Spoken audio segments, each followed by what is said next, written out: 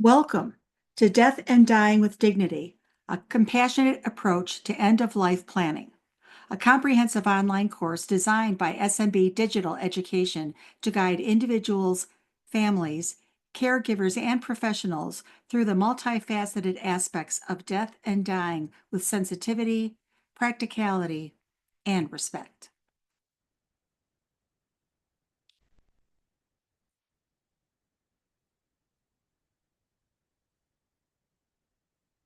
Structured across 8 modules: Understanding Death and Dying, Hospice and Palliative Care, the Dying Process and Comfort Care, Funeral Planning and Final Arrangements, Financial and Estate Planning for End of Life, Family, Caregivers, and Grief Support, Legal and Ethical Considerations in End of Life Planning, and Finding Meaning and Legacy Beyond Death. This course offers a holistic framework to navigate the emotional, physical, spiritual, and logistical challenges of mortality. Its value lies in empowering people worldwide to approach death with dignity, whether they are planning for themselves, supporting loved ones, or working in healthcare, counseling, or legal fields. By addressing cultural and religious perspectives, psychological and emotional processes, medical care options, financial and legal preparations, and the importance of legacy, the course fosters compassion, reduces fear, and promotes informed decision making. Accessible to diverse audiences, it equips learners with tools to honor personal values, strengthen family bonds, and create meaningful end-of-life experiences, making it an invaluable resource for anyone seeking to face death with grace and purpose in an increasingly interconnected and aging global population.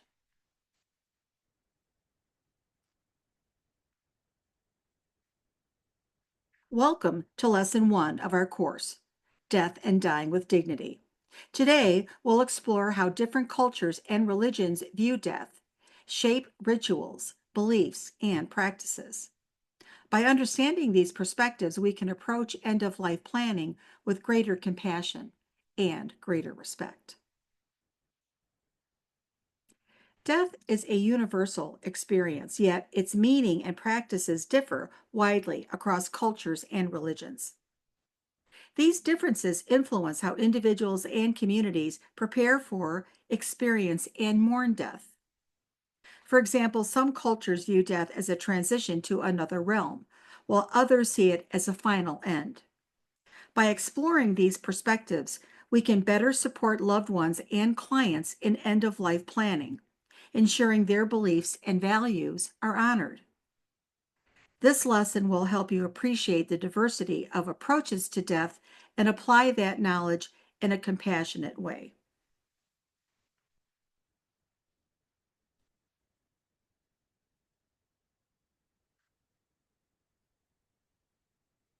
Let's begin with cultural perspectives.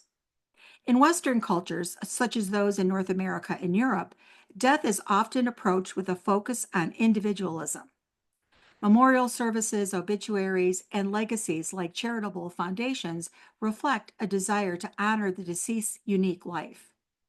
Mourning may be private, and practices like cremation or burial are common. In contrast, many Eastern cultures, such as those in China and Japan, emphasize ancestral veneration. For example, during Japan's Obon festival, families honor deceased ancestors with lanterns and offerings, believing spirits return to visit. Death is often seen as part of a cyclical process tied to reincarnation or spiritual continuity.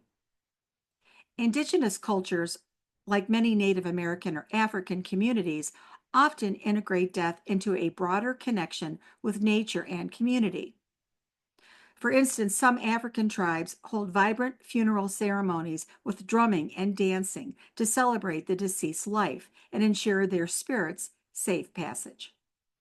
These rituals reinforce community bonds and respect for the natural cycle of life and death.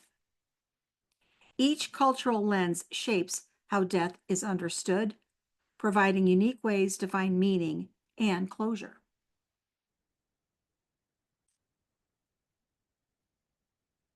Now let's turn to religious perspectives, which often provide frameworks for understanding death's spiritual significance. In Christianity, death is viewed as a passage to eternal life. Believers trust in salvation through Jesus Christ, with practices like last rites or funerals emphasizing hope in resurrection. For example, Catholic traditions may include a requiem mass to pray for the deceased soul. In Islam, death marks the transition to the afterlife, where souls face judgment for their deeds. Islamic funeral practices are swift, with burial occurring within 24 hours, and rituals like washing the body reflect respect for the deceased. The belief in paradise or punishment shapes how Muslims prepare for death. Hinduism views death through the lens of reincarnation. The soul is reborn based on karma, the accumulated actions of one's life. Cremation is common, and rituals like scattering ashes in a sacred river, such as the Ganges, symbolize the soul's journey toward liberation or moksha. Buddhism similarly sees death as part of samsara, the cycle of birth and rebirth. The goal is nirvana, liberation from this cycle. Practices like meditation or chanting at the time of death aim to guide the dying toward a peaceful state, influencing their next rebirth. These religious frameworks offer comfort, purpose, and guidance for both the dying and their loved ones.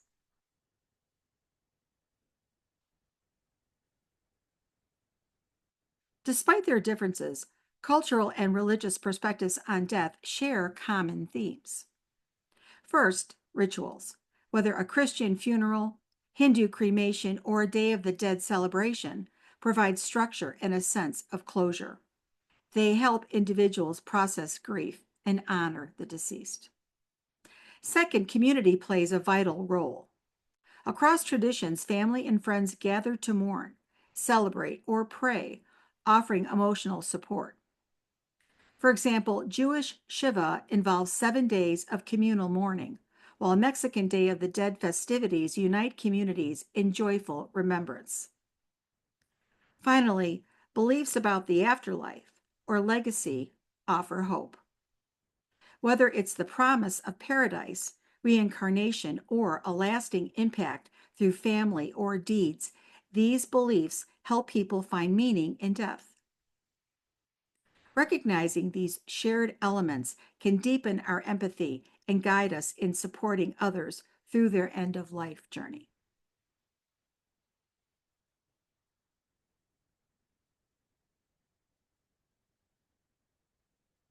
How can we apply this knowledge?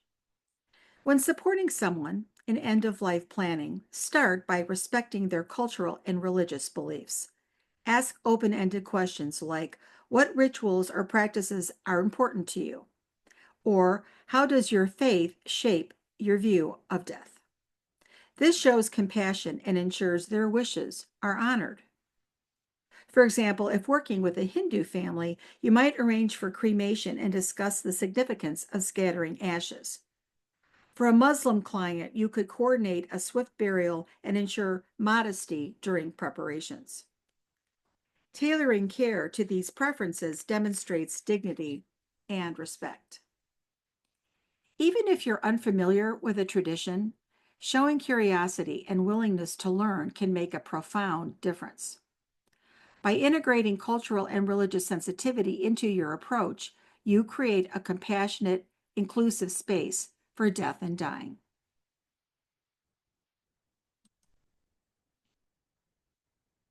As we close Lesson 1, take a moment to reflect. How do your own cultural or religious beliefs shape your view of death? How might you approach others' perspectives with curiosity and respect? We invite you to share your thoughts with others, whether in a discussion group or personal reflection, to deepen your understanding. In our next lesson, we'll explore the emotional journey of dying, diving into the feelings and experiences that accompany this process. Thank you for joining us today, and we look forward to continuing this compassionate journey together.